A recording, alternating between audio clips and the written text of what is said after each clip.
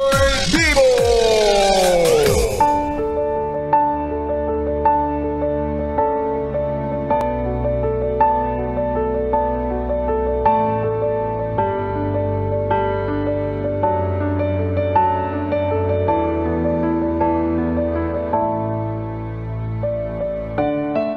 Gandang gabi, ako'y nagbabalik DJ B-Boy Bibo para sa ating tuloy-tuloy na BB Time tungkol sa usaping jowa mo na hadlang sa mga pangarap mo.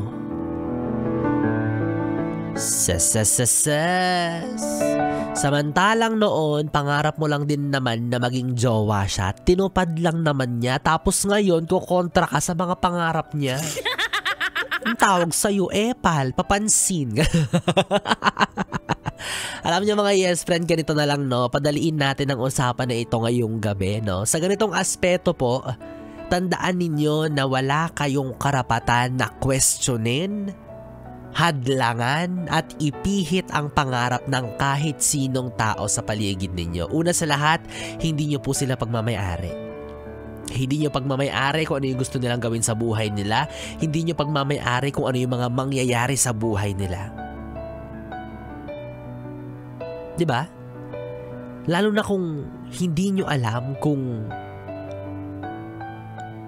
ano yung malalim na rason kung bakit napili niya or yun yung gusto niyang mangyari sa buhay niya. At mas lalong hindi nyo alam kung ano yung mga bagay na nasimulan na lang niya o nasimulan na niya, mga bagay na pinagdaanan niya para lang unti-unting buuhin yung pangarap na yun. Tapos ano? Unti-unti mong sisirain. Unti-unti mong titibagin. Unti-unti mong papababain yung kumpiyansa niya na matutupad niya yung pangarap niya na yun. Diba? Kahit nga mga magulang, hindi dapat nakikialam sa pangarap ng anak niya. Dapat hayaan niyang madiscover ng anak niya bilang isang individual na tao na may kalayaan at karapatan siyang bumuo ng kung ano yung gusto niyang marating sa buhay. Hindi yung nakikialam ka. Tapos ikaw na jowa lang, ikaw na asawa lang. Diba? Makikialam ka, hahadlang ka, kukontra ka. I mean, given, diba? May say ka naman talaga dyan. Pero ang tanong kasi dyan is, matatapatan mo ba yung taas ng tingin niya sa pangarap niya? Yun eh. Kumbaga wag mong basagin yung trip niya. Dahil una sa lahat, maaaring wala ka pa sa buhay niya, pinanghahawakan na niya yan. Pinaniniwalaan na niya yan na balang araw matutupad at makakamit niya yung pangarap na yan. At kung talagang mahal mo naman siya, no? Hindi ba't dapat mas unahin mo yung suportahan siya kesa yung kung ano-ano yung sinasabi mong paninira, pagdi-discourage sa mga bagay na gusto niyang mangyari sa buhay niya? Kasi oo, di ba? Parte ka ng buhay niya. Parte ka ng buhay ng tao na yan. Oo, may halaga yung opinion mo. Pero tignan mo rin. Kasi baka yung sinisira mong pangarap o yung pangarap na hinahadlangan mo, maaaring kabilang ka pala dyan. Nakapaloob ka pala sa pangarap na yan. Kasi ang tao naman kapag nangarap, hindi lang para sa sarili niya eh. Usually may pinanguhugutan yan. May ibang taong nakapaloob dyan. Hindi lang pang sarili yan. Panay ka kontra, panay ka sabi ng mga bagay na magpapahina ng loob niya. Pero hindi mo alam, para rin pala sa iyo yung bagay na yun. Para sa ikabubuti niya, ikabubuti mo, ikabubuti ninyo. Diba? Pangarap na pilit mong tinututulan, okay, given for the sake of your relationship, pinipigilan mo siya, pero make sure please na meron kang maayos, valid at katanggap-tanggap na suggestion or redirection, plan B. Pero kung wala kang panggagalingan na maayos or na malalim na pinanggagalingan, puro ka lang kababawan, I must suggest na ikaw na yung talikuran niya tapos harapin niya yung matagal niya ng pinapangarap sa buhay. Baka mas better yun kung hindi mo siya magawang suportahan. Kasi pipili siya eh. Pipili siya, it's either ikaw or yung pangarap niya. Yes, di ba? Ang hirap ng pagpipilian, ang hirap ng option.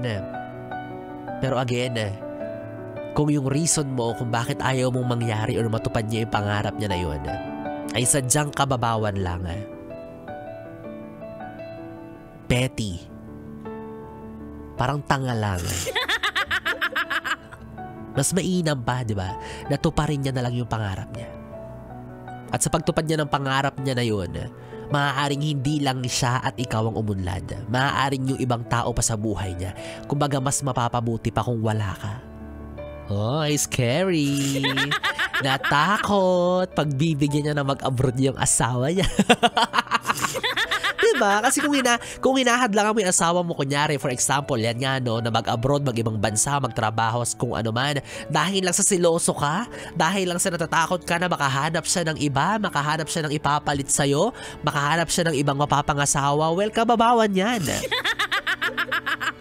Mahirap maintindihan yung ganyang dahilan, pero kung ang dahilan mo ay dahil may iwan yung mga anak ninyo, natatakot ka kasi baka hindi siya ligtas dun sa pupuntahan niyang bansa or lugar. O hindi naman kaya gusto mong ikaw na lang talaga yung magtrabaho para sa pamilya ninyo, para hindi niya na kinakailangang lumayo. Kahit pa paano, valid yan. Mapag-uusapan. Pero again, kung pinanguhugutan mo ay puro lang kababawan, shut up ka na lang, beha. Lalo na kung hindi mo naman kayang tapatan yung pangarap niya. So bottom line, as much as possible, be open-minded. Do not be selfish. Always take effort to support your loved one. Hindi mo alam kung anong klase ng pagpupursige at ng sakripisyo yung sinisira mo dahil lang dyan sa kababawan mo. Kung kababawan man na maituturing yan. Diba? As a partner, be a motivation, not a distraction. Do not distract your loved one and do not distract her or his dreams. Kaya ako, alam niyo mga yes friend, pangarap kong magkaroon ng partner na suportado ako sa kahit anong gusto ko. Diba? Kahit sino naman eh. No? At ganoon din ako sa kanya. So, suportahan ko siya kahit may mahal na siyang iba. Oh! Tanga yarn. Oh, pero alam mo ba, ito may trivia ako sa iyo, seryosong usapan to. Alam mo ba na parehas kami ng pangarap ni Regine Velasquez? Oo, nalaman ko to, sabi ko, ay, ang galing naman, parehas pala kami ng pangarap. Alam mo kung ano yun? Gaya niya, pangarap ko rin ang ibigin ka. Pangarap ko ang ibigin ka. Ay, so wala naman mga yes friend, pangarap ko rin ang umuwi ng maaga kaya babay na ha. Ano kayo lang mag-enjoy ng holiday na to? Uy, tao rin ako, uy. Wala naman mga yes friend, 3 oras na BB time na naman ang ating pinagsamahan. Nakapiling nyo ang BB nyo sa radyo, DJ B-Boy Bibo, ang DJ na single, ready to mingle, basta walang label. Magkasama't magkarinigan tayong muli bukas sa parehong oras, dito pa rin at dito ka lang sa istasyong Tanggal Limotang Problem, ang 101.1 Yes FM. Solid. Good night, baby. Mwah.